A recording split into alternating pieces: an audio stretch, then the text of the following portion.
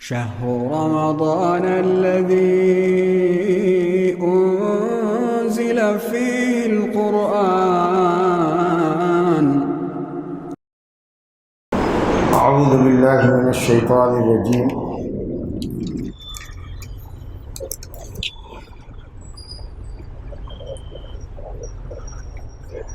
يا أيها النبي قل لأزواجك إن كنتن تردن الحياة الدنيا وزينتها فتعالين أمتعكن وأسرحكن سراحا جميلا وإن كنتن تردن الله ورسوله والدار الآخرة فإن الله أعد للمحسنات منكن أجرا عظيما. يا نساء النبي من يأت منكن بفاحشة مبينة يضاعف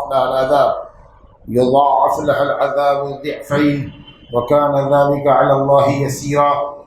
ومن يقنت منكن لله ورسوله وتعمل صالحا نؤتها أجرها مرتين وأعتدنا لها رزقا كريما.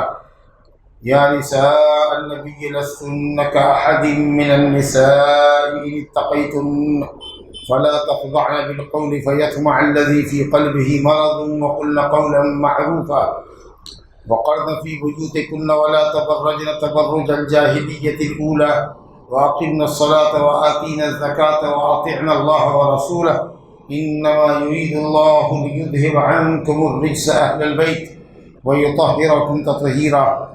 واذكرن ما يتلى في بيوتكن من آيات الله والحكمة إن الله كان لطيفا خبيرا. إن المسلمين والمسلمات والمؤمنين والمؤمنات والقانتين والقانتات والصادقين والصادقات والصابرين والصابرات والخاشعين والخاشعات والمتصدقين والمتصدقات والصائمين والصائمات والحافظين فروجهم والحافظات والذاكرين الله كثيرا والذاكرات أعد الله لهم مغفرة وأجرا عظيما. وما كان لمؤمن ولا مؤمنة إذا قضى الله ورسوله أمرا أن يكون لهم الخيرة من أمرهم ومن يعص الله ورسوله فقد ضل ضلالا مبينا. حاضرین محترمین، سورہ احزاب کی چند آیات آپ کے سامنے تلاوت کی گئی ہیں. آیت کریمہ کی تفسیر آیت نمبر 28 اور اس کے بعد کی آیتوں کی تفسیر کرنے سے قبل مناسب ہے کہ اس پس منظر کو آپ کے سامنے بیان کر دیں جس پس منظر میں یہ آیات اتری ہیں. رسول اللہ صلی اللہ علیہ وسلم سے آپ کی ازواج نے نان نفقے میں اضافے کا مطالبہ کیا اور مطالبہ ایک حد تک شدت اختیار کر گیا اور نبی صلی اللہ علیہ وسلم ضیق اور تنگی محسوس کرنے لگے. چنانچہ آپ نے 1 مہینے کی قسم کھا لی بیوی سے الگ ہونے کی، جس کو ایلا کہتے ہیں، اور آپ اپنے بالا خانہ میں چلے گئے.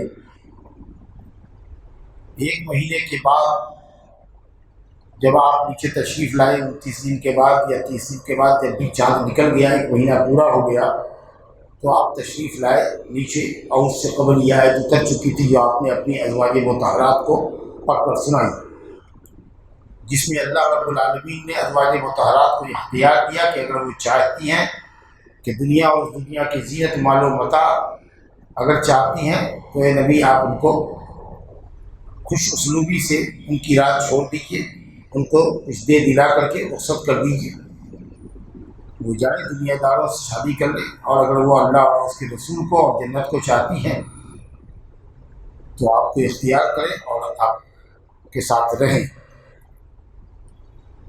یہی سیاق ہے. اب اس کی تفصیل میں جانے سے بہت وقت نکل جائے گا. حدیث صحیحین کی ہے کہ جب نبی صلی اللہ علیہ وسلم نے ایلا کیا، اپنی بیویوں سے علیحدگی کی قسم کھا لی، تو کچھ خبریں مشتہر کر دی گئی کہ نبی صلی اللہ علیہ وسلم نے اپنی بیویوں کو طلاق دیا ہے. تو حضرت عمر رضی اللہ عنہ رات بھر بے چین رہے، صبح ہو کر کے آئے اور آپ نے اپنی بیٹی سے پوچھا. انہوں نے لاعلمی کا اظہار کیا کہ طلاق دیا ہے کہ نہیں دیا ہے یہ تو نہیں جانتے ہیں، لیکن ہم سب سے روٹھ کر کے الگ ہو گئے. پھر بڑی منت و سماجت کے بعد حضرت بلال کو کئی مرتبہ کہا کہ جا کر کے اجازت لو وہاں اس دن آپ نے پہرے بٹھا رکھا تھا. بہرحال بڑی کوشش کے بعد اجازت ملی، اور تب جا کر کے جب خوشگوار ماحول میں نبی صلی اللہ علیہ وسلم کو پایا تو انہوں نے پوچھا کہ کیا آپ نے اپنی بیویوں کو طلاق دیا ہے؟ تو آپ نے فرمایا کہ نہیں، طلاق نہیں دیا ہے. تب ان کی جان میں جان آئی. اس طریقہ سے حضرت ابوبکر صدیق نے بھی اپنی بیٹی کا گلا دبایا، حضرت عمر نے بھی اپنی بیٹی کا گلا دبایا کہ کیا زیادتی کرتی ہو، کیا بدزبانی کرتی ہو، کیا زبان درازی کرتی ہو نبی صلی اللہ علیہ وسلم کی شان میں، آپ کو ناراض کر دیا وغیرہ وغیرہ. بہرحال آپ نے ان کو اختیار دیا. اختیار دینے سے طلاق نہیں پڑتی. اگر وہ پسند کرے طلاق لینا تو ٹھیک ہے، تب طلاق ان کو دی جائے گی. اللہ تعالیٰ فرماتا ہے اے نبی، یہ بھی اللہ تعالیٰ کی طرف سے عزت افزائی کہہ لیجیے نبی صلی اللہ علیہ وسلم کی، کہ پورے قرآن مجید میں کہیں بھی اللہ تعالیٰ نے اپنے نبی کو نام کے ساتھ خطاب نہیں کیا ہے، یا محمد نہیں کہا ہے. کہ جب بھی پکارا ہے، خطاب کیا ہے تو یا ایھا النبی یا ایھا الرسول کہہ کر پکارا. یہ بہت بڑا اعزاز ہے کہ یا موسیٰ، یا عیسیٰ، یا ابراہیم. اس طریقے سے آپ نے خطاب، اللہ تعالیٰ نے دیگر انبیاء کے نام لے کر ان کو خطاب کیا ہے، لیکن نبی صلی اللہ علیہ وسلم کو یا ایھا النبی یا ایھا الرسول، نبی اور رسول کے لفظ سے خطاب کیا. آپ کہیے اپنی بیویوں سے، ازواج کہتے ہیں بیوی کو، زوج کی جمع ہے. زوج شوہر کو بھی کہتے ہیں اور بیوی کو بھی کہتے ہیں، دونوں ایک دوسرے کے لیے جوڑا ہوتے ہیں، اس لیے ان کو زوج کہا جاتا ہے. قلیل زبان ہے یا ردی زبان کے لیے زوجہ، بیوی کے لیے زوجہ عام طریقے سے ایسا استعمال ہوتا ہے. لیکن فصیح زبان جو قرآن نے استعمال کیا ہے وہ زوج کا لفظ استعمال کیا ہے. زوج مرد کو بھی کہتے ہیں اور عورت کو بھی کہتے ہیں، لیکن ترکے کے باب میں جہاں مال کے ترکے کی تقسیم ہوگی وہاں پر زوج یا زوجہ کے ذریعے بیان کرنا ضروری ہوگا. ایک شخص مرا، اس نے اپنے پیچھے زوج چھوڑا، اب ہم کو پوچھنا پڑے گا کہ یہ زوج مراد شوہر ہے کہ بیوی، کیونکہ دونوں کا ترکہ بالکل الگ الگ ہے. تو اس لیے وہاں ضروری ہے علماء فرضیین کے نزدیک وہاں تو زوجہ ہی لکھنا پڑے گا، ورنہ بات واضح نہیں ہوگی. لیکن عام طریقے سے یہ کون ہے؟ یہ زوج ہے ہماری. زوج سے، عورت سے کوئی اس کی شہر میں پوچھے یہ مرد تمہارے ساتھ کون ہے؟ یہ میرا زوج ہے. تو یہ ہے اصل فصیح زبان. تو آپ اپنی بیویوں سے کہیے ان کنتن تريدن الحیات الدنیا وزینتها، اگر تم لوگ دنیا کی زندگی چاہتی اور دنیا کی زندگی کی زینت چاہتی ہو. کیا ہے زینت دنیا کی زندگی کی؟ مال ہے جی، مکانات ہیں، گاڑی گھوڑے ہیں. اگر اس طرح کی زندگی چاہیے، ہائی اسٹیٹس لائف چاہیے تم کو، سمجھا کہ نہیں؟ فتعالینا، فتعالینا تو تم سب کی سب ادھر آؤ. امر حاضر مؤنث کا صیغہ ہے، اور مردوں کے لیے کہتے ہیں فتعالوا، تعالوا الی کلمۃ سواء بیننا وبینکم، تعالوا. اور جمع کے لیے، عورتوں کے لیے تعالینا، فتعالینا، آؤ ادھر آؤ، ہماری طرف آؤ، حلن الیہ، ہماری طرف آؤ. امتعکن، میں تمہیں کچھ مال و متاع دے دیتا ہوں. طلاق کے وقت میں کچھ مال و متاع دے دینا چاہیے. عورت کا اگر طلاق دیتے ہیں، اس کی مہر دے چکے ہیں، تو مہر کے علاوہ بھی جب جا رہی ہے تو کچھ کپڑا لتا، کچھ مٹھائی وغیرہ یا کچھ سندیشہ تحفہ تحائف دے کر کے اس کو رخصت کرنا چاہیے. یہ متاع ہے کہ آؤ کچھ دے دلا کر کے اور تم کو خوش کر کے رخصت کرتے ہیں. وہ اسرحکن سراحا جمیلا، تصریح کہتے ہیں بندھن کھول دیتا ہوں، زوجیت کا بندھن کھول دیتا ہوں. سراحا جمیلا، انتہائی خوش اسلوبی کے ساتھ، کوئی غصہ نہیں ہے، کوئی عداوت نہیں ہے، کوئی پابندی تم پر نہیں ہوگی، کوئی رکاوٹ نہیں ہوگی. سب اپنی اپنی مرضی سے جہاں چاہو شادی کر لو، دنیا کے جس مرد سے چاہو شادی کر سکتے. اس کا مطلب یہ ہوا کہ اگر وہ طلاق چاہتی اور لیتی تو نبی صلی اللہ علیہ وسلم کی زندگی میں طلاق یافتہ ہونے کے بعد وہ کسی دوسرے مرد سے شادی کر سکتی تھی. وَإِن كُنتُنَّ تُرِيدْنَ اللَّهَ وَرَسُولَهُ، اور اگر تم چاہتی ہو اللہ کو، اللہ کی رضا اور خوشنودی چاہیے، رسول کی صحبت چاہیے، وَالدَّارَ الْآخِرَةَ، اور آخرت کا گھر چاہیے، جنت چاہیے. فَإِنَّ اللَّهَ أَعَدَّ لِلْمُحْسِنَاتِ مِنْكُنَّ، فَإِنَّ اللَّهَ أَعَدَّ لَكُنَّ نہیں لِلْمُحْسِنَاتِ، اگر تم اللہ اور اس کے رسول کو اور آخرت کو چاہتی ہو تو یہ احسان ہے تمہاری طرف سے. اللہ، یہ نیکی ہے. نیکی احسان کہتے ہیں شریعت کے حکم کو عمدگی کے ساتھ بجا لانا. اللہ اور اس کا رسول یہی چاہتا ہے کہ تم آخرت کا گھر چاہو، رسول کو نہ چھوڑو. اس کو احسان سے تعبیر کیا. اگر تم اللہ اور اس کے رسول کو اور آخرت کو چاہو گی تو اللہ نے محسنات کے لیے، محسنہ ہوگی تو احسان کرنے والی ہوگی، بہت بڑی عبادت اور بہت بڑی طاعت ہو تم سب کی طرف سے۔ یہ من تبیزیہ نہیں ہے، من بیانیہ ہے۔ تم سب کی طرف سے یہ بڑا احسان ہوگا کہ تم نے دنیا کے مقابلے میں آخرت کو چنا، دنیا کے کسی مالدار مرد کے مقابلے میں نبی اکرم صلی اللہ علیہ وسلم کی رفاقت اور صحبت اور آپ کی زوجیت کو پسند کیا، یہ بہت بڑا احسان ہوگا۔ اور تب اللہ رب العالمین نے تم جیسی محسنات کے لیے اجر عظیم تیار کر رکھا ہے، بہت بڑا ثواب ہے۔ اللہ جب یہ آیتیں اتری تو آپ صلی اللہ علیہ وسلم نے سب سے پہلے شروعات کی اپنی چہیتی پیاری بیوی عائشہ صدیقہ بنت صدیق رضی اللہ عنہا سے۔ کہا عائشہ یہ آیت ہے، مگر کچھ کہنے سے پہلے، آیت سنانے سے پہلے ایک بات کہتا ہوں کہ میں تم پر ایک معاملہ پیش کرنے جا رہا ہوں، لیکن تم ذرا جلدی مت کرنا، اس معاملے میں اپنے ابا اماں سے پوچھ لینا۔ نبی صلی اللہ علیہ وسلم کو یہ اندیشہ ہوا کہ بالغہ ہے، جوان ہے، کم سن ہے، تجربے میں بھی کم ہے، ہو سکتا ہے کہ کہیں ہم سے جدائی پسند کر لیا۔ نبی صلی اللہ علیہ وسلم ان کی جدائی چاہتے نہیں تھے، تو کہا کہ اپنے ابا اماں سے پوچھ لینا، کیونکہ جانتے تھے کہ ابوبکر صدیق اور ان کی بیوی ام رومان کبھی بھی عائشہ کو نبی صلی اللہ علیہ وسلم سے علیحدہ ہونے کا مشورہ نہیں دیں گی۔ کہا کیا بات ہے، کہیے۔ جب آپ نے یہ آیت سمجھ پڑھائی تو کہا کہ آپ کو، اللہ کو، آپ کو اور آخرت کو چننے کے مقابلے میں ہم کیسے دنیا کو چنیں گے؟ یہ ہو ہی نہیں سکتا ہے کہ ہم آپ کے مقابلے میں کسی اور کو چنیں۔ اس معاملے میں ہم کو اپنے ابا اماں سے پوچھنے کی کیا ضرورت ہے؟ تھی تو کم سن لیکن بہت عاقلہ اور بہت دور اندیش، بہت دور اندیش۔ ہاں اللہ اور اس کے رسول کو اور جنت کو چھوڑ کر کے ہم دنیا داروں کے پیچھے پڑیں گے؟ ارے نہیں، ایسا نہیں ہوگا۔ لیکن ہاں ایک بات آپ سے کہہ دیتی ہوں کہ اگر دوسری بیویوں کے پاس بھی جائیے گا اس آیت لے کر کے تو اس کو ہمارے بارے میں نہیں کہیے گا کہ ہم نے کیا پسند کیا ہے۔ یہ دیکھیے سوکن پیٹا یہاں نمایاں ہو رہی ہے، کیونکہ وہ پوچھیں گی کہ عائشہ نے کیا کیا، آپ کو پسند کیا کہ دنیا کو پسند کیا؟ تو آپ مت کہیے گا کہ عائشہ نے ہم کو پسند کیا۔ کہا نہیں، میں ایسا نہیں کر سکتا، میں آسانی بنانے والا بھی جاگے ہوں، آسانی پیدا کرنے والا بنا، میں سخت دل نہیں ہوں۔ اگر وہ پوچھے گی کہ اماں عائشہ کیا کہتی ہے، میری بہن عائشہ نے کیا پسند کیا، تو میں کہہ دوں گا کہ عائشہ نے مجھے کو پسند کیا۔ میں کیسے ان پر سختی کروں گا، یہ کہوں گا کہ مجھے نہیں معلوم؟ ایسا نہیں ہو سکتا، مجھ سے تم یہ امید نہ کرو۔ بہرحال آپ گئے اور تمام بیویوں کو آپ نے یہی کہا اور آیتیں سنا دی۔ الحمدللہ تمام کی تمام بیویوں نے، جو 9 بیویاں تھیں، 5 تو قبیلہ قریش کی تھی اور باقی 4 دوسرے قبائل کی تھی، 9 بیویوں نے بالکل بیک زبان یہی کہا کہ ہم کو اللہ اور اس کا رسول اور آخرت چاہیے۔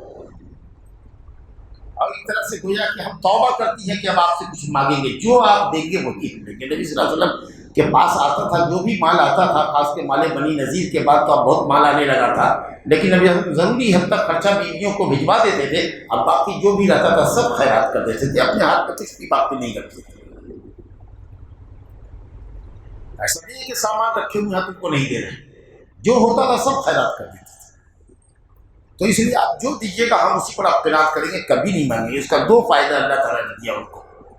ایک تو یہ کہ کہا کہ صاحب یہ تمہاری طرف سے ایک احسان ہے، عبادت ہے، جس کا تم کو اجر عظیم ملے گا، جنت تم کو ملے گی۔ اور دوسرا فائدہ دنیا کا یہ کرنٹ ملا، آیت نمبر شاید 52 میں اسی میں ہے کہ اے نبی اب آپ کے بعد جائز نہیں ہے کہ 9 بیوی کے بعد 10ویں بیوی کی۔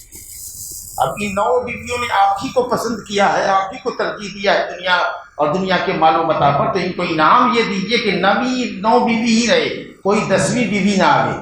اچھا اگر کوئی 9 بیوی ہی رکھنا چاہے اور یہ چاہے کہ چلو اس میں سے کسی کو بدل دیتے ہیں، کوئی دوسری خوبصورت جوان بیوی کر لے، حضرت سودا بوڑھی ہیں ان کو چھٹی کر دیتے ہیں اور 9ویں بیوی کوئی دوسری خوبصورت کر کے لے آوے، کہا نہیں آپ تبدیل بھی نہیں کر سکتے، جو ہے وہ آپ کی زوجیت میں اب رہے گی بس۔ یہ بڑا فائدہ ملا جب آپ کو اتنی بیویوں پر قناعت کرنا ہے، نہ 10ویں بیوی کر سکتے ہیں اور نہ 9 بیویوں میں سے کسی کو کسی خوبصورت بیوی سے کوئی عورت اگر آپ کو بھا جائے تو اس کو چھوڑ کے اس سے کر لیں تاکہ 9 کی تعداد رہے اور بیوی بدل دے، کہا یہ بھی اختیار آپ کو نہیں ہے یار۔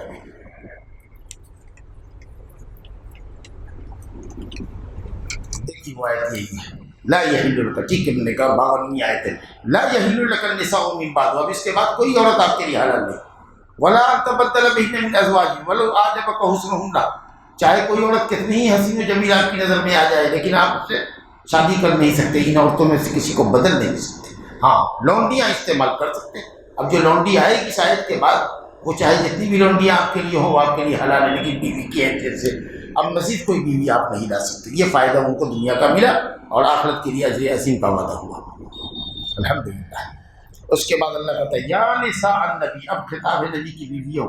اب اس کا مطلب یہ ہے کہ اس آیت کے بعد اور ازواج مطہرات نے جب نبی صلی اللہ علیہ وسلم کو ہی شوہر کی حیثیت سے تسلیم کر لیا تو اللہ تعالیٰ نے نساء النبی کا خطاب ان کو دیا کہ اب تمہاری یہ زوجیت قیامت تک باقی ہے اور یہاں سے لے کر کے آخرت تک باقی ہے، جنت تک باقی ہے۔ یہ زوجیت کا رشتہ اب مستقل ہو گیا، مستقر ہو گیا، ٹھہر گیا، اب یہ بدلے گا نہیں، سمجھا کریں، اس لیے خطاب دیا ہے۔ اور اسی وجہ سے چاہے ان میں کی کوئی ہاشمیہ اور مطلبیہ ہوں یا نہ ہو، نبی کی اہل قرار پائی اور ان کے لیے بھی زکوٰۃ کی رقم، صدقے کی رقم حرام کی گئی۔ راج قول میں بیوی انسان کا اہل نہیں ہوتی ہے، بیوی سے رشتہ ایک لفظ میں بنتا ہے اور ایک ہی لفظ میں ٹوٹتا ہے، اسی لیے وہ ددیالی اور نالیالی رشتے کی طرح مضبوط رشتہ والی نہیں ہوتی۔ جب آدمی چاہے طلاق دے دے، جب عورت چاہے طلاق لے لے، لیکن نبی صلی اللہ علیہ وسلم کو اب منع کیا گیا ہے کہ اب آپ ان کو بدل نہیں سکتے، اور عورتوں نے بھی کہہ دیا کہ ہم زندگی بھر آپ ہی کو پسند کریں گے، کسی دوسرے کی طرف سوچ بھی نہیں سکتے ہم۔ تو اب یہ زوجیت کا رشتہ ایسا پائیدار ہو گیا زندگی بھر کے لیے اور آخرت بھر کے لیے، قیامت تک کے لیے، جنت تک کے لیے، کہ گویا کہ وہ خونی رشتے جیسا مضبوط ہو گیا۔ اور اسی لیے راج قول میں صحیح بات یہی ہے کہ ازواج مطہرات کے لیے زکوٰۃ کی رقم حرام ہے۔ اگرچہ زید بن ارقم نے کہا کہ نبی صلی اللہ علیہ وسلم کی بیویاں تو آپ کے اہل میں داخل ہیں، لیکن جن پر صدقہ حرام ہے وہ تو آل علی ہیں، آل جعفر ہیں، آل عقیل ہیں، آل عباس ہیں۔ نہیں، صدقہ راج قول میں نبی صلی اللہ علیہ وسلم کی بیویوں کے لیے بھی حرام ہے۔ اور جس وجہ سے کوئی کہتا ہے کہ بیوی کا رشتہ آج ہے کل نہیں ہے، چھٹا چھٹی ہو جائے گی، تو چونکہ وہ نبی صلی اللہ علیہ وسلم کی بیویوں کے ساتھ ہونا نہیں تھا، اس لیے صحیح قول یہ ہے کہ وہ آپ کے لیے ہے۔ جہاں جہاں بھی دیکھیے، آیت کریمہ کے اندر بھی دیکھیے اور اس طرح کی دوسری حدیثوں میں بھی دیکھیے، جب یہ آیت اتری ہے، آگے آیت آئے گی تو پڑھیں گے، صرف یہاں یہ کہہ رہا تھا یا نساء النبی، اے نبی کی بیویوں، پائیدار بیویاں، ہمیشہ کے لیے بیویاں، اس لیے اللہ نے یا نساء النبی کہا۔ من یأت منکن بفاحشۃ مبینہ، تم میں کی جو کوئی عورت واضح فحش کام کرے گی، بالکل واضح فحش کام کرے گی، تو اس کا عذاب بھی دوگنا کر دیا جائے گا۔ دوسری عورت کے لیے اگر ایک گناہ ہے تو اس کو 2 گنا لگے گا، اور یہ اللہ کے لیے بہت آسان ہے کہ تم کو 2 گنا گناہ دے، کیونکہ تمہارا مقام اور مرتبہ بہت اونچا ہے۔ تو بڑے لوگوں کی چھوٹی غلطی بھی نہ بڑی غلطی مانی جاتی ہے۔ اللہ کے مقربین بندوں سے جو غلطی ہوتی ہے وہ غیر مقربین کے لیے اتنی سنگین نہیں ہوتی جو مقرب بندوں کی غلطی ہوتی ہے، سمجھ لگے؟ ہاں، تو چونکہ تمہارا مقام بہت اونچا ہے، اس لیے اگر تم سے کچھ فحش کاری ہوتی ہے، فحش کلامی ہوتی ہے، تو یہ بڑا سنگین معاملہ ہوگا۔ یہ سب اس لیے کہ نبی صلی اللہ علیہ وسلم کا بستر محفوظ رہے، ہر طرح سے محفوظ رہے، ازدواجی زندگی ہر طرح کی کدورت سے، تکبر سے، ہر طرح کی گدلاپن سے پاک رہے، بستر بھی پاک رہے، لائف بھی پاک رہے، اخلاق اور کردار بھی آپ کی بیویوں کے بڑے اونچے رہے۔ تو فحش کا لفظ ظاہر ہے، میات منکن، من شرط ہے، جو فحش کاری کرے گی، اس سے یہ لازم نہیں آتا کہ یہ عمل ہوگا ہی، شرط کا واقع ہونا لازم نہیں ہے۔ اللہ نے اپنے نبی کو کہا لئن اشرکت، اگر آپ نے شرک کیا تو آپ کے عملوں کو ضائع اور برباد کر دیں گے۔ کیا کوئی کہہ سکتا ہے کہ نبی صلی اللہ علیہ وسلم نے شرک کیا؟ یہاں بھی تو شرطیہ جملہ ہے۔ قل ان کان للرحمن ولد فانا اول العابدین، کہیے کہ اگر اللہ کو بیٹا ہوتا تو میں سب سے پہلا اس کے بیٹے کا پجاری ہوتا۔ تو کیا اللہ کو بیٹا ہے؟ نہیں، تو اس سے یہ لازم کہاں آتا ہے؟ نعوذ باللہ، چیتاونی ہے، تحذیر ہے۔ تو الحمدللہ اللہ تعالیٰ نے دنیا کے سب سے پاکیزہ انسان کے لیے دنیا کی سب سے پاکیزہ عورتوں کو چنا، طیباتوں للطیبون والطیبون للطیبات، دنیا کی سب سے پاکیزہ خواتین آپ ہیں، آپ کی بیویاں ہیں جو آپ کے لیے، اور آپ دنیا کے سب سے پاکیزہ انسان ہیں، اس لیے اللہ نے دنیا کی سب سے پاکیزہ عورتوں کو آپ کے لیے چنا ہے۔ تو بستر تو آپ کا گندہ ہو ہی نہیں سکتا تھا، تب اب یہاں پر فحش سے کیا مراد ہوگا؟ واضح فحش سے سلاطت لسانی، زبان درازی، اخلاق اور مروت سے گری ہوئی باتیں جو عام طریقے سے عورتیں کر لیتی ہیں، غصے میں نکل جاتا ہے، جلد بازی کرتی ہیں، ناقص اندیشی میں کچھ کہہ دیتی ہیں جو نبی کے شان کے منافی ہے، لیکن وہ چونکہ عورت کی فطرت ہے، اور خاص کہ جب عورت کئی سوکنوں کے ساتھ ہو تو مرد کے ساتھ جو اس کی گفتگو ہوتی ہے وہ کبھی کبھی بڑی کڑوی کسیلی ہو جاتی ہے، تو اللہ تعالیٰ اس سے بھی ڈرا رہا ہے کہ خبردار جو کبھی تمہیں زبان درازی کرنے کی کوشش کی اور نبی پر چڑھنے کی کوشش کی اور دھونسانے کی نبی کو ہماری کوشش کی تو یہ بات اچھی نہ ہوگی، تمہارا دوہرا عذاب ہو جائے گا۔ دنیا کی دوسری بیویوں کے مقابلے میں تم بیویوں کا دوہرا عذاب ہو جائے گا، کیونکہ تم مخاطب کس سے ہو؟ نبی کریم صلی اللہ علیہ وسلم سے۔ تو ذاتی رسالت محمد صلی اللہ علیہ وسلم اور ان کے مقام اور مرتبے کو ہمیشہ اپنی نظروں کے سامنے رکھنا۔ اور اس کے برعکس، اس آیت کے برعکس دوسرا حکم یہ آ رہا ہے کہ اگر تم میں کی جو بھی کوئی اللہ اور اس کے رسول کا کہا مانے گی، اطاعت کرے گی، قنوت کہتے ہیں دوام الطاعات کو، ہمیشہ اللہ رسول کی اطاعت کرو گی۔ اگر قنوت بے معنی عبادت کے ہے، امن ہو قانت آناء اللیل ساجدا وقائما یحذر الآخرہ، جو رات کے بیچوں بیچ 1 بجے 1:30 بجے اللہ کے سامنے کھڑا ہوا ہے، اپنی نیند سے لڑ رہا ہے، جنگ کر رہا ہے اور کھڑا ہوا ہے، تو اگر وہ قنوت بمعنی عبادت کے تذلل کے ہے تو وہ تو صرف اللہ کے لیے، اور نبی کے لیے قنوت معنی اطاعت کے ہوگا، حکم برداری کے، وفاداری کے، شوہر کے حقوق کا لحاظ رکھنے کے معنی میں ہوگا۔ تو جو تم میں کی اللہ تعالیٰ کی عبادت گزار ہوگی اور رسول اللہ صلی اللہ علیہ وسلم کی بحیثیت رسول اور بحیثیت آئیڈیل شوہر کے اطاعت گزار ہوگی، وفا شعار ہوگی اور نیک عمل کرے گی اللہ کی رضا اور خوشنودی کے لیے اور نبی کی سنت کے مطابق کرے گی، تو سن لو نؤتها اجرها مرتين، تو ہم تم کو دوہرا اجر بھی دیں گے۔ اگر کسی کو 1 دیں گے تو تم کو 2 دیں گے، کسی کو 10 دیں گے تو تم کو 20 دیں گے۔ اگر کسی کو کوئی عورت اگر پڑھتی ہے، کوئی نیکی کا کام کرتی ہے، ایک حرف پر قرآن میں 10 نیکی ملے گی تو تم کو 20 نیکی ملے گی، اس کا دوہرا اجر دیں گے۔ اور یہ جو عظمت ملے گی یہ نبی صلی اللہ علیہ وسلم کی قربت، رفاقت اور آپ کی زوجیت کا، آپ کے زوجہ ہونے کا فائدہ آپ کو ملے گا۔ اگر عذاب دوہرا ہوگا تو ثواب بھی دوگنا ہوگا۔ اچھا، یہ تو نبی صلی اللہ علیہ وسلم کی بیویوں کے لیے اللہ تعالیٰ نے وعدہ فرمایا۔ اللہ کا کرم دیکھیے کہ اللہ رب العالمین نے ان لوگوں کے لیے بھی دوہرا اجر رکھا ہے جو لوگ اہل کتاب ہیں، یہود و نصارہ ہیں، اگر وہ کلمہ محمد صلی اللہ علیہ وسلم کا پڑھ رہے ہیں تو ان کو بھی 2 نبی پر ایمان لانے کا ثواب ملے گا۔ نہیں سمجھا؟ ان کو بھی دوہرا اجر ملے گا۔ اور بلکہ اللہ رب العالمین نے پوری امت محمدیہ کو، ایمان والوں کو خطاب کر کے فرمایا، یا ایھا الذین آمنوا، اے ایمان، سورہ حدید کی آیت ہے، یا ایھا الذین آمنوا، اے ایمان والو، آمنوا برسولہ، یا ایھا الذین آمنوا اتقوا اللہ وآمنوا برسولہ یؤتکم کفلین من رحمتہ، تو اللہ تعالیٰ اپنی رحمت کا بھی دگنا تم کو دوسری امتوں کے مقابلے میں دے گا۔ اللہ دوسری امتوں کے مقابلے میں دوہرا ثواب دے گا، ایک ہی عمل کا جس کو اس کو ثواب ملتا تھا دوہرا ملے گا، بلکہ ليلۃ القدر میں تو 83 اور 85 سال کی عبادت کا ثواب ملے گا جو ان کو نہیں ملا۔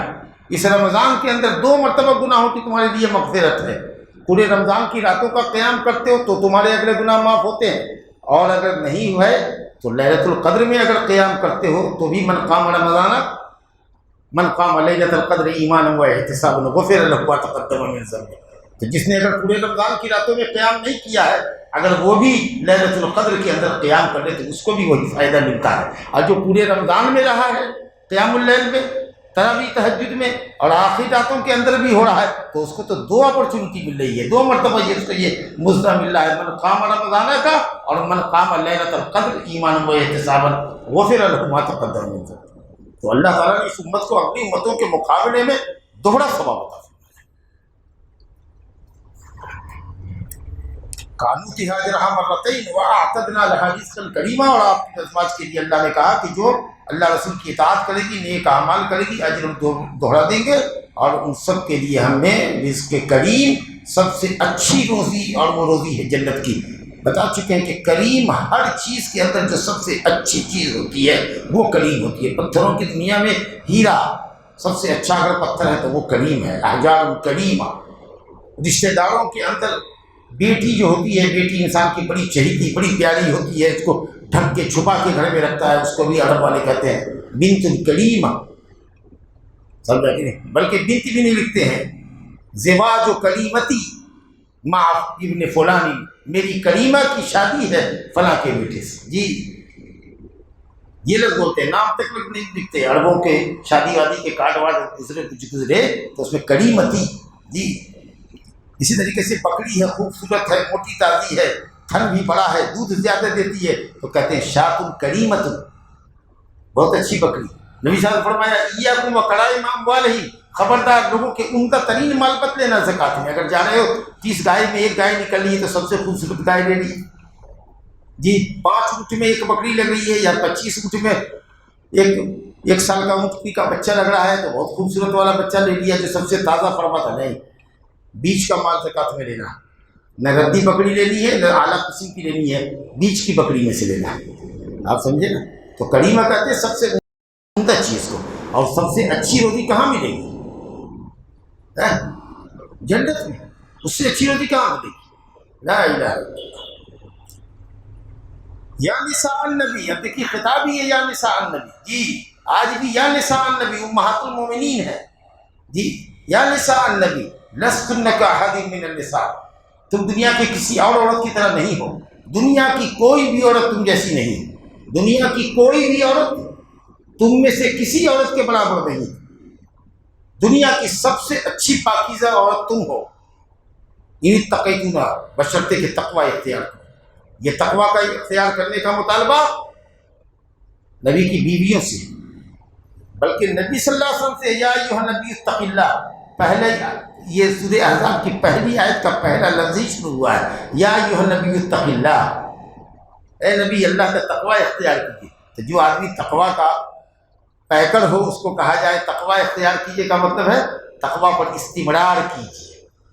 جو آدمی اصل میں حکم جو ہوتا ہے کسی چیز کا ایمان لے آؤ، تو یہ ہے کہ کافر سے ایمان لے آؤ، لیکن اگر ایمان والے کو کہا جائے اے ایمان والو ایمان لاؤ کا مطلب یہ ہے کہ ایمان پر جم کے رہو، استمرار، ایمان کی تجدید، ایمان کی تحقیق، اس کے تقاضوں کو پورا کرنا، یہ سب معنی ہوتا ہے اس کا۔ تو بہرحال اگر تقوی اختیار کرتی ہو تو دنیا کی سب سے بہترین عورت تم ہو، کوئی عورت دنیا میں تمہارے مقابل نہیں ہے، تب تم کو ایک آئیڈیل ہونا چاہیے، دنیا کی دوسری مسلمان عورتوں کے لیے آئیڈیل ہونا چاہیے، دنیا کی سب سے پاکیزہ خواتین کے لیے جن سے گناہوں کا صدور اللہ کی اذن سے نہیں ہو سکتا تھا، اللہ کے فضل سے ان کو اللہ تعالیٰ یہ تعلیم دے رہا، فلا تخضعن بالقول، نرم و خرام انداز کی گفتگو مت کرنا، لچکدار گفتگو مت کرنا، ناز و انداز سے بات مت کرنا، ورنہ وہ لوگ جن کے قلب بیمار ہوتے ہیں، شہوت کی بیماری جن کو لگی ہوئی ہوتی ہے، اگر وہ کوئی بھی عورت اگر اس سے تھوڑا سا ناز و ادا سے بات کر لے، نرمی سے بات کر لے، نسوانی انداز سے بات کر لے، جی، تو اس کے دل میں جو ہے سو گدگدی سی پیدا ہونے لگتی ہے، اور شیطان کو موقع ملتا ہے کہ وہ اس کے دل میں داخل ہو کر کے اس عورت سے اور بھی باتوں کو بڑھائے، لمبا کرے، اور عورتیں بھی اٹھلا کے مزے لے کر کے بات کر رہی ہیں، جی، اور اس طریقہ سے پھر ملاقاتوں کا وعدہ ہوتا ہے اور پھر ملنے کا سلسلہ شروع ہوتا ہے، اور معاملہ وہاں تک جاتا ہے جس کا انجام بخیر نہیں کہا جا سکتا یا بخیر نہیں ہوتا۔ تو کہا خبردار کسی بھی عورت کے لیے جائز نہیں ہے کہ وہ اجنبی مرد سے گفتگو لچکدار کرے، نرم گفتگو کرے۔ تو اب نرم گفتگو نہ کرے کا مطلب وَقُلْنَ قَوْلًا مَعْرُوفًا، بھلائی کے ساتھ گفتگو کرو، شریعت کے ضابطے کے مطابق گفتگو کرو۔ یہ معنی ہم اس لیے کہہ رہے ہیں کہ اب یہ بھی نہیں کہ کون ہے، ارے شمس صاحب ہے، کون ہے، ایسے ڈانٹ کے نہیں بات کرتے، جی نہیں ہے۔ جیسے ایک اجنبیہ عورت اجنبی مرد سے بات کرتی ہے جیسے کبھی اس کی کوئی پہچان نہ ہو، اس طریقے سے بات کرو، غلظت قول نہیں ہونا چاہیے، سخت کلامی نہیں ہونی چاہیے، شریعت کے مطابق کرو۔ بعض علماء نے مانا کیا کہ عرف و عادت کے مطابق، معاشرے میں عرف عام میں ایک اجنبی عورت مرد سے کیسے بات کرتی ہے اس طرح بات کرو۔ لیکن شاید اب یہ معنی تھوڑا سا بدلنے کی ضرورت اس لیے پڑ رہی ہے کہ آج کل عرف عام بگڑ گیا ہے، جہاں دیکھیے عورتیں لٹو بنی جا رہی ہیں لڑکوں پر مردوں پر، بازار میں جا رہی ہیں تو دکانداروں کے ساتھ لٹ پٹ کر رہی ہیں، مذاق کر رہی ہیں، ہنسی مذاق کر رہی ہیں، اور دکاندار جو سیلس مین ہے وہ بھی دلچسپی لے رہا ہے، باتوں میں پھنسا کر رکھے ہوا ہے اس کو، اور وہ بھی ناز و خراب بتا رہی ہے، کبھی منہ کھولتی ہے، کبھی ہاتھ چمکاتی ہے، کبھی مہندی ہنائی ہاتھ دکھاتی ہے، کبھی سونے کی انگوٹھیاں دکھاتی ہے، یہ سارے کام کرتی ہے۔ تو کیا بتایا آپ نے؟ عرف اور عادت تو بگڑ گیا، ماحول تو بالکل خراب ہو گیا۔ تو یہ کہنا تو اپنا مسئلہ ہے کہ صاحب معاشرے کو دیکھو، معاشرہ تو بگڑ گیا۔ تو معروف منکر کی ضد ہے، وہ طریقہ اختیار کرو جو شریعت کے مطابق، اور شریعت تم کو یہ کہتی ہے کہ لچکدار باتیں نہ کرو، نرم باتیں نہ کرو، شیریں انداز میں گفتگو نہ کرو غیر مردوں سے، ورنہ جس کے دل میں شہوت کا مرض ہے وہ تم میں للچائے گا، یہ نہ دیکھے گا کہ کون ہے، کتنا ہی شریف آدمی کیوں نہ ہو، کتنا ہی بڑا حاجی نمازی کیوں نہ ہو، کتنا ہی بڑا ملا مولوی کیوں نہ ہو، اللہ نہ بچائے تو کوئی نہیں بچ سکتا۔ اگر کوئی عورت اس کو دعوت دے یا گفتگو کے انداز سے لگے کہ وہ اس کی طرف ریجھ رہی ہے تو کب اس کا پاؤں پھسلے گا اور وہ برائی کے دلدل میں پھنسے گا آپ کہہ نہیں سکتے۔ حضرت یوسف علیہ السلام نے کہا کہ اللہ اگر تو نے اس کو بچائے گا تو میں پھسل جاؤں گا، میں جاہلوں میں چل جاؤں گا، حضرت یوسف علیہ السلام۔ اور ڈر تھا ان کو کہ اگر گھر میں رہیں گے تو یہ بدکاری ہو جائے گی، تو کہا اللہ مجھ کو جیل میں ہی رکھوا دے، ایسی صورت پیدا کر دے کہ میں جیل میں چلا جاؤں تاکہ مجھ سے یہ بدکاری نہ ہو۔ ہم آپ کی استھتی میں یہ مولانا صاحب سے ذرا سا پیار سے نرم و انداز سے بات کریں، اجنبی عورت کو جیسے ایک اجنبی مرد سے بات کرنی چاہیے ویسے ہی حافظ اللہ سے بھی بات کرنی چاہیے۔ فَيَطْمَعَ الَّذِي فِي قَلْبِهِ مَرَضٌ، تاکہ لالچ نہ کرے وہ آدمی جس کے دل میں بیماری ہے، شہوت کا روگ ہے۔ وَقُلْنَ قَوْلًا مَعْرُوفًا، لیکن کہو معروف بات، بھلائی کی بات، بھلے طریقے سے، شریعت کے ضابطے کے مطابق بات کرو جو ایک اجنبی عورت کو اجنبی مرد سے کرنا چاہیے۔ دیکھیے آپ لوگ مرد حضرات ہیں، واللہ اگر مرد درست ہو جائے تو اس کی بیوی درست ہو جائے گی۔ یہ احکام کیا ہے اس لیے پڑھ رہے ہیں کہ ہماری مخاطب کچھ عورتیں بھی ہوں گی اوپر، لیکن ان سے زیادہ آپ ہیں، اور عورتوں کی اصلاح کی ذمہ داری آپ پر ہے، کیونکہ آپ الرجال قوامون علی النساء، آپ عورتوں پر حاکم اور نگراں ہیں۔ اگر آپ اسٹرکٹ ہیں تو آپ کی عورت دائرے میں رہے گی، اگر آپ کو کمزوری اس نے محسوس کیا تو بے لگام ہو جائے گی۔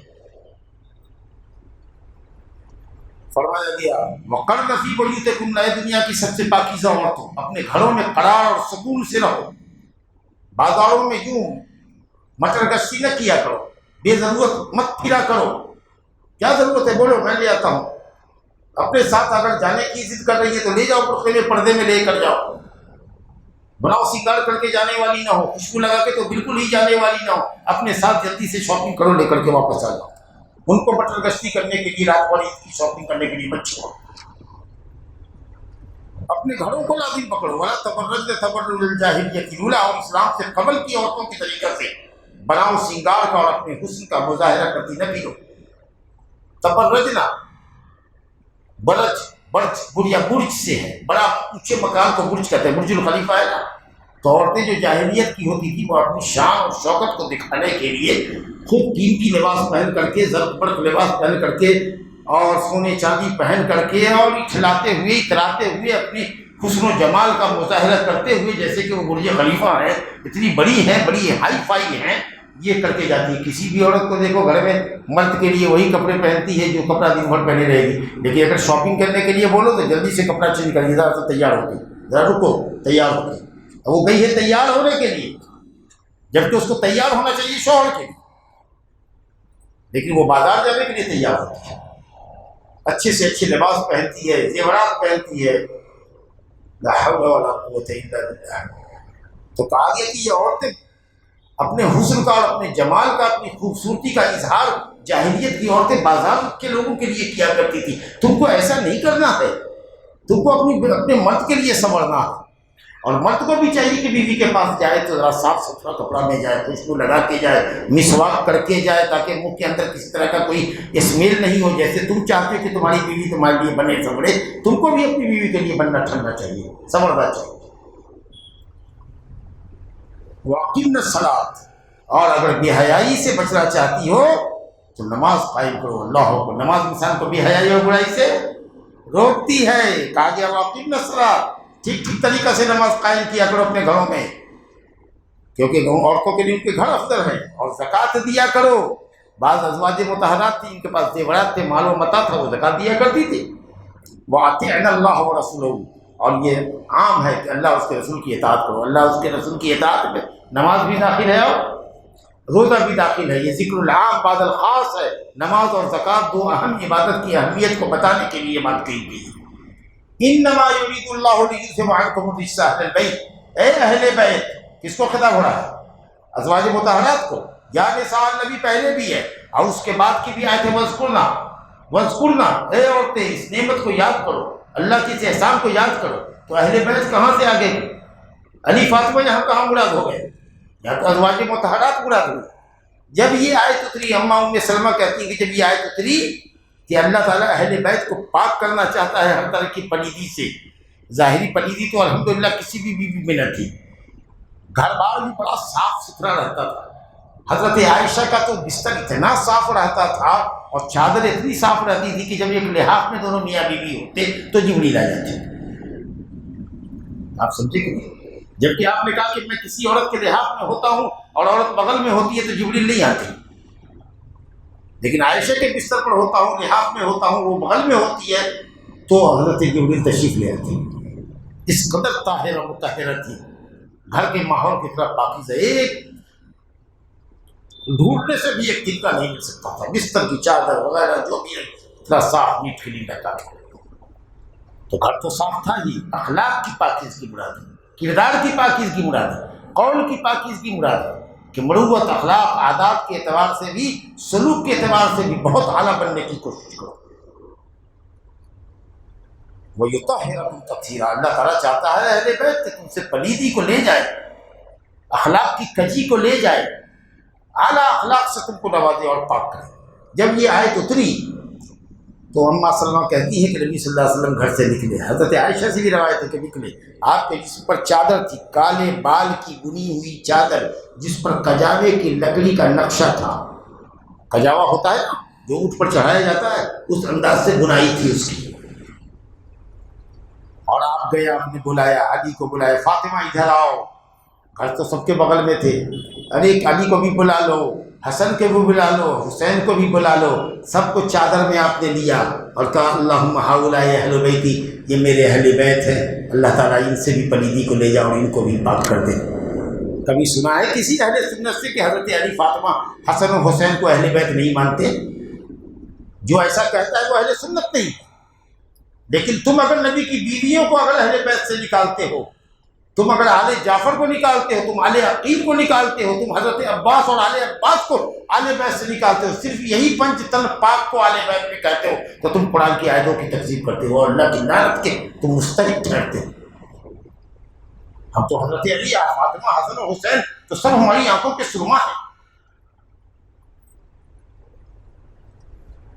تو قرآن کی اس آیت سے اہل بیت نبی صلی اللہ علیہ وسلم کی بیویاں ہیں، اور حدیث کی روشنی میں اہل بیت وہ سب ہیں.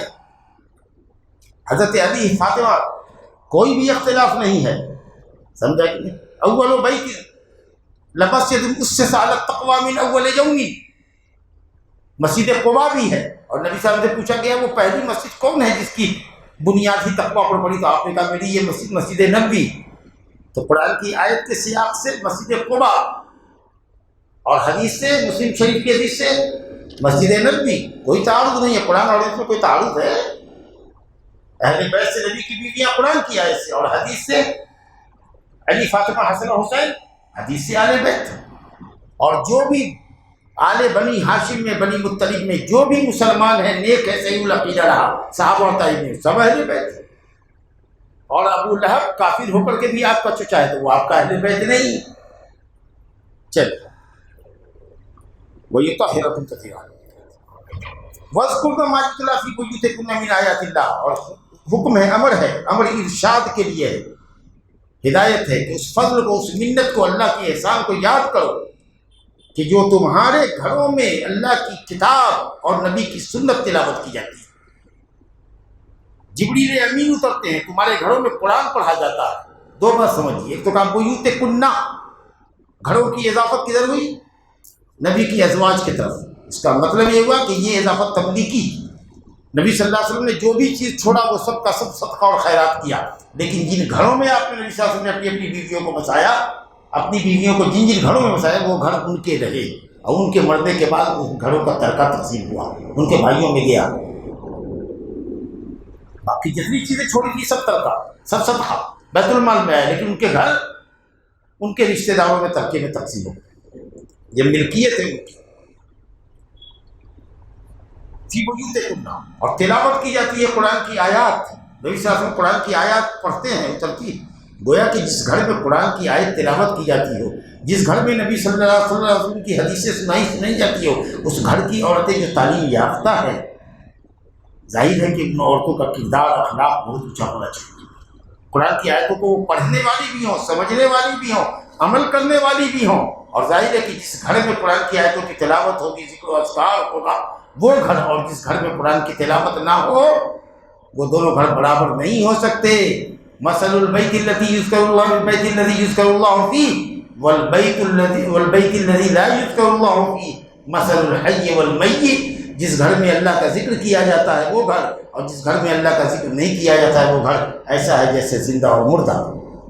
جس گھر میں اللہ کا ذکر کیا جائے وہ زندہ انسان کی طرح ہے، جس میں ذکر نہ کیا جائے وہ مردہ ہے، وہاں شیطان براجمان ہوتا ہے جی۔ تو اسی لیے عورتوں کو کہیے کہ نماز کی پابندی کرے، تلاوت کیا کرے، صبح و شام کے اذکار پڑھا کرے، انشاءاللہ شیاطین ایسے گھروں سے بھاگ جاتے ہیں۔ ہاں، تب زیادہ رقیہ اور عقیق کی آپ کو ضرورت نہیں پڑے گی، پروٹیکشن اپنے آپ میں کیجیے انشاءاللہ۔ تو کہا گیا یہ احسان اللہ تعالیٰ یاد دلا رہا ہے کہ یاد کرو اللہ کی اس منت اور فضل کو کہ تمہارے یہاں قرآن کی آیتیں اترتی ہیں، تمہارے گھروں میں تلاوت کی جاتی ہے۔ لفظی تلاوت ایک ہوتی ہے قرآن کے الفاظ کی جس پر دسنے کی ملتی ہے، اور معنوی تلاوت کا مطلب یہ کہ اس کو سمجھنا اور اس پر عمل کرنا، اور حکمت سے مراد حدیث سنت، جو قرآن کے ساتھ حکمت آوے تو سلف نے کہا کہ حدیث ان اللہ کان لطیفا خبیرا، اللہ بہت لطیف دیکھتا ہے، چھوٹی سے چھوٹی چیز کو دیکھتا ہے۔ خبیر بھی کہتے ہیں باطنی امور کو دیکھنا، علیم ظاہر باطنی اور ظاہری سب کو دیکھنا، خبیر جو صرف باطنی امور کو دیکھے، اللطیف اس میں بھی جو اور باریک دیکھے وہ لطیف۔ واللہ لطیف بالعباد، بہت باریک دیکھتا ہے۔ تو اللہ تعالیٰ بندوں کے ساتھ بڑا لطف و کرم بھی فرماتا ہے، اور چھوٹے سے چھوٹے عملوں کو بھی دیکھتا ہے، کوئی بھی عمل بندے کا اللہ کی نظر سے اوجھل نہیں۔ اب جب یہ ساری آیتیں ہوئی تو حضرت ام سلمہ رضی اللہ عنہا کی طرف منسوب ہے کہ انہوں نے یہ کہا، اور بعض دیگر ازواج نے بھی کہا، یا بعض دیگر مسلمہ عورتوں نے کہا کہ کیا بات ہے یا رسول اللہ، اللہ تعالیٰ جب بھی کلام فرماتا ہے تو خطاب مردوں ہی سے کرتا ہے، یا ایھا الذین آمنوا، یا ایھا الذین آمنوا، عورتوں کا ذکر نہیں کرتا ہے، سمجھا کہ نہیں؟ یا ایھا النساء نہیں کہا اللہ تعالیٰ نے، یا ایھا المؤمنات مسلمات نہیں کہا، سمجھا کہ نہیں؟ ایسا انہوں نے ذکر کیا، حالانکہ یا ایھا الذین آمنوا ایمان کی صفت سے جو متصف ہیں ان میں عورتیں بھی داخل ہیں، لیکن مردوں کا ذکر اس لیے کیا جاتا ہے کہ مرد اپنے نوع کے اعتبار سے، عورت کا جو نوع ہے، عورت کی جو قسم ہے، اس سے مرد کی قسم افضل ہے۔ نوع رجل اشرف من نوع مرد، کوالٹی جو عورتوں کی کوالٹی ہے مرد کی، یہ مرد کا جو جتھا ہے بحیثیت مجموعی عورتوں سے افضل ہے۔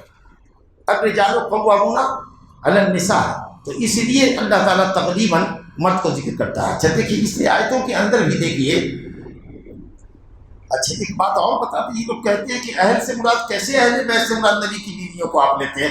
اللہ کہتا ہے یذھب عنکم، تم سے لے جائے، یطہرکم مذکر کا صیغہ استعمال کیا ہے، ارے اہل کا لفظ مذکر ہے، اس کی رعایت کیا ہے جی۔ حضرت موسیٰ علیہ السلام نے اپنی بیوی سے کہا قال لأہلہم کثوا انی آنست نارا لعلی آتیکم منہا بخبر او جذوہ لعلکم تصطلون، تاکہ تم تاپو۔ امکثوا مذکر حاضر کا صیغہ، امر مذکر حاضر کے لیے، امکثوا ٹھہرو، حالانکہ عورت سے خطاب کرنا ہے۔ چلیے تو یہ آیت اللہ تعالیٰ نے بتا دیا، تفصیل سے 10 صفات اللہ نے ذکر کی ہیں جن میں مرد اور عورت دونوں اکویل ہیں، ان کے مطالبے پر یہ آیت اتری۔ حالانکہ سب حکم جتنا بھی شریعت کے احکام ہیں، چاہے احکام عملیہ ہو یا احکام جزائیہ ہو، عمل ہے، اور عمل کا جو بدلہ اللہ نے بتایا ان الذین آمنوا وعملوا الصالحات، تو جو حکم ہے اس حکم کی جو جزا ہے دونوں میں مرد عورت برابر کے شریک ہیں، احکام عملیہ میں بھی احکام جزائیہ میں بھی۔ لیکن دیکھیے تفصیل سے اللہ تعالیٰ نے بتایا، کہیں کہیں تو اجمال سے بیان کیا ہے، من عمل صالحا من ذکر او انثى وهو مؤمن. اور کہیں اللہ ایک ہی جگہ تفصیل سے آیا ہے، وہ دیکھیے. میں اس آیت کو پڑھتا ہوں. اللہ نے فرمایا بے شک مسلمین مذکر کا صیغہ ہے، اور مسلمات مؤنث کا صیغہ ہے. اسی طریقے سے سمجھیے گا بے شک مسلمان مرد اور مسلمان عورتیں وہ جو ظاہری طور پر اللہ رب العالمین کے احکام کو بجا لاتے ہیں، اعمال جوارح جو اللہ کے لیے سرنڈر کرتے ہیں اعضاء اور جوارح کے اعمال کے ذریعے، نماز، روزہ، حج، زکوٰۃ. شہادتین کے بعد نماز، روزہ، حج، زکوٰۃ تین اسلام کے ارکان ہیں بھائی. تو ظاہری طور پر اللہ کے لیے سرنڈر کرتے ہیں اعمال صالحہ کے ذریعے، اعضاء اور جوارح کے عمل کے ذریعے. والمؤمنین والمؤمنات، اور اللہ کے لیے سرنڈر کرتے ہیں باطنی طور پر، یعنی ایمان باللہ، ایمان بالملائکہ، ایمان بالکتب، ایمان بالرسول، ایمان بالآخرت، اور ایمان بالقدر خیرہ و شرہ. یہ مسلمان اور مومنین دونوں دو معنی کے اندر آیا، جیسے کہ حدیث جبریل میں ہے. اسلام اعمال ظاہری کا نام اور ایمان عقائدی امور کا نام. لیکن اگر دونوں میں سے کوئی ایک ذکر کیا جائے تو دونوں کو شامل ہوتا ہے.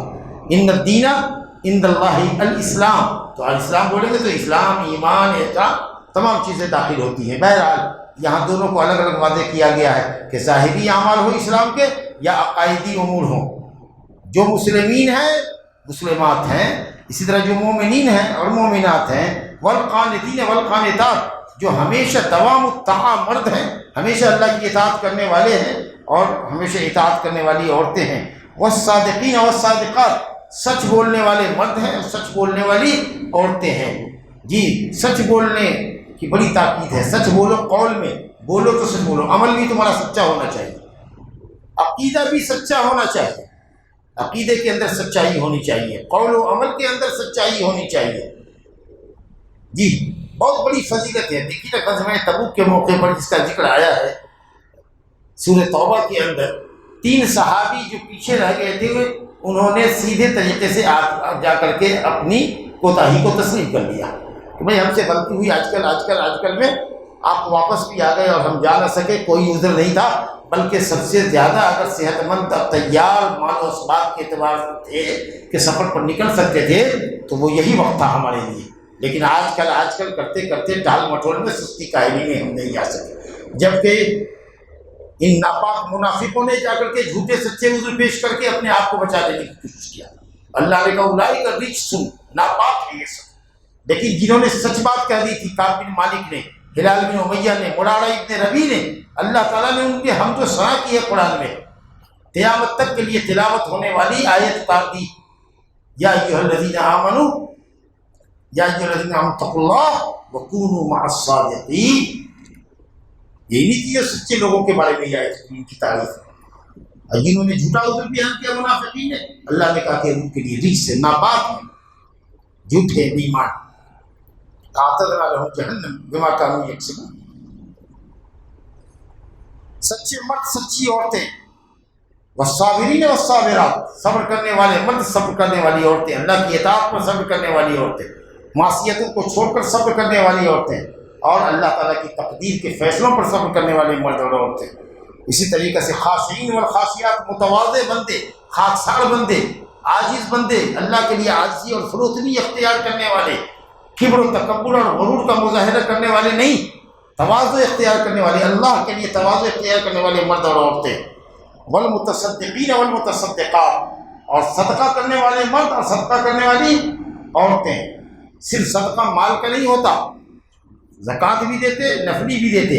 لیکن نبی صلی اللہ علیہ وسلم نے فرمایا کل تسبیحۃ صدقہ، کل تحلیلۃ صدقہ. مسلم کی روایت ہے، سبحان اللہ، الحمدللہ، لا الہ الا اللہ، ہر امر بالمعروف صدقہ، ہر نہی عن المنکر صدقہ، ہر بھلائی صدقہ، ہر خیر اور ہر طاعت کا کام صدقہ.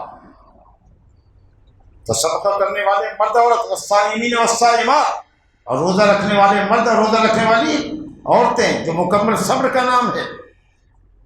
والحافظین فروجہم والحافظات، اور اپنے شرمگاہوں کی حفاظت کرنے والے مرد اور شرمگاہوں کی حفاظت کرنے والی عورتیں، زنا، لواطت اور بدکاری سے بچنے والے مرد اور عورتیں. اور سب صفتوں کی جامع یہ 10ویں صفت، والذاکرین اللہ کثیرا والذاکرات، اللہ کو بکثرت یاد کرنے والے مرد اور بکثرت یاد کرنے والی عورتیں. کیونکہ تمام عبادتیں ذکر الہی ہیں، جتنی بات کہی گئی سب ذکر کے اندر داخل ہیں. وَلَذِكْرُ اللَّهِ اکبر، نماز کا ذکر اللہ نے کیا ہے، اقیم الصلاۃ ان الصلاۃ تنہی عن الفحشاء والمنکر وَلَذِكْرُ اللَّهِ اکبر۔ یہ نماز کس لیے؟ اللہ کے ذکر کے لیے ہی تو ہے۔ روزہ کس لیے؟ اللہ کے ذکر کے لیے تو ہے۔ حج زکوٰۃ سب اللہ کے ذکر کے لیے۔ جو کنکڑی مارتے ہو وہ سب اللہ کے ذکر کے لیے، جو طواف کرتے ہو بسم اللہ اللہ اکبر سب اللہ کے ذکر کے لیے، اس کی پڑھائی کے لیے۔ یہ جامع صفت ہے جو تمام صفتوں کو اپنے اندر سمیٹتی ہے۔ والذاکرین اللہ کثیرا والذاکرات اعد اللہ لہم، دیکھیے پھر یہاں پر اللہ نے کہا اعد اللہ لہم، لہم و لہن نہیں کہا، تغلیباً للذکور، مردوں کو مقدم کرتے ہوئے کہا اعد اللہ لہم، جبکہ 10 صفتوں میں مرد عورت دونوں کو شامل کیا ہے، لیکن کہا اعد اللہ لہم، اللہ نے ان کے لیے، مذکر کا صیغہ ہوں، ہوا ہما ہوں، جی مذکر کا صیغہ استعمال کیا۔ مذکر کو مؤنث پر غلبہ دیا جاتا ہے، جب دونوں کا ذکر ہو تو ذکر کیا جاتا ہے کس کا؟ مذکر کا۔ مؤنث کا نہ بھی کرو تو چلے گا، لیکن جن کی کھوپڑی الٹی ہے وہ کہتے ہیں لیڈیز فرسٹ، سمجھا کہ نہیں؟ ہاں، لیڈیز اینڈ جینٹل مین، پہلے لیڈیز تب جینٹل مین، عورتوں کو رجھانے کے لیے، خوش کرنے کے لیے کہ ہم کو اہمیت دی ہے، عورتوں کی صف آگے ہونی چاہیے، مرد پیچھے ہو، تو عورتوں کو پیچھے ہونا چاہیے، تو اسٹیج سے قریب سیٹ جو رہے گی وہ عورتوں کی رہے گی، مرد حضرات پیچھے رہے۔ بدکار سچ، دیکھیے کھوپڑی کیسی الٹی ہے۔ اللہ نے بھی یہاں پر ان المسلمین والمسلمات، ان المسلمات والمسلمین نہیں کہا، پہلے مذکر کو مقدم کیا، اس کے بعد مؤنث کو۔ اعد اللہ لہم مغفرۃ، اللہ نے ان سب کے لیے مغفرت عظیم کا، نقرت عظیم کے لیے مغفرت عظیم کا اور اجر عظیم کا، بہت بڑے اجر کا وعدہ کیا ہے جنت میں۔ اور آخری آیت جو 10 کی پڑھی تھی، اگرچہ یہ مشہور ہے، حدیث میں کلام ہے، اگر حدیث صحیح ہو تو، کہ یہ آیت حضرت زینب بنت جہش کے مطابق اتری تھی، جس کا رشتہ لے کر نبی صلی اللہ علیہ وسلم گئے تھے اپنے آزاد کردہ غلام زید بن حارثہ کے لیے۔ انہوں نے سوچا کہ نبی صلی اللہ علیہ وسلم اپنا پیغام لے کر کے آئے ہیں، خوش ہوئے، لیکن جب بعد میں معلوم ہوا کہ نہیں زید بن حارثہ کے لیے ہے، تو ان کے بھائی عبداللہ بن جہش اور زینب بنت جہش اسدیہ، دونوں جو آپ کے پھوپھے بھائی بہن تھے، پھوپھے زاد بھائی بہن، ان کے منہ لٹک گئے نیچے کہ آزاد کردہ غلام سے شادی کر رہے ہیں۔ پھر جب یہ آیت اتری اور آپ نے سنایا کہ یہ حکم ربانی ہے، اللہ اور اس کے رسول کا حکم ہے، حکم شرعی ہے، اور اگر تم مومن رہنا چاہتے ہو تو تمہارے لیے جائز نہیں ہے کہ تم اللہ اور اس کے رسول کے حکم شرعی کو ترک کرتے۔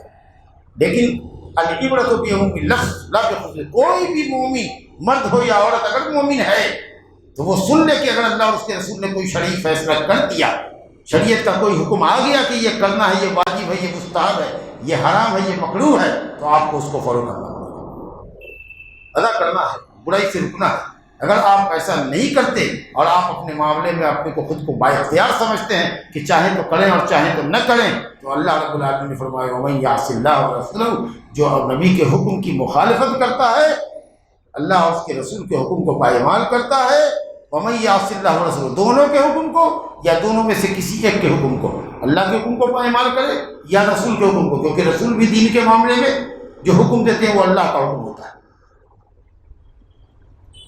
فقط ضل ضلالا مبینا، تو کھلی ہوئی گمراہی ہے۔ اللہ رب العالمین ہم سب کے اندر اطاعت کا، اللہ اور رسول کی اطاعت کا جذبہ پیدا فرمائے۔ اللہ تعالی ہماری اس مجلس کو، جو مجلس ذکر تھی، یہ حلقہ جو ذکر کا ہے ہمارے، جس میں ہم قرآن پڑھ رہے ہیں، سمجھ رہے ہیں، الحمدللہ یہ بہترین مجلس ہے، جس مجلس کو فرشتے ڈھونڈتے رہتے کہ کہاں ذکر کا حلقہ ہے، کہاں علم کی مجلس چل رہی ہے۔ اس ایسی مجلسوں کو فرشتے اپنے گھیرے میں لے لیتے ہیں، اور اس مجلس پر سکینت نکلتی ہے، سکون اطمینان کی بارش اللہ کی طرف سے ہوتی ہے، اور اللہ اس مجلس کے شرکاء کا ذکر فرشتوں کے درمیان کرتا ہے۔ اللہ تعالیٰ اس اعزاز کا اور اس فضل کا ہم سب کو مستحق فرمائے۔ انہ تعالیٰ جواد کریم، صلی اللہ علیہ وسلم وبارک علی نبینا محمد وآلہ وصحبہ اجمعین۔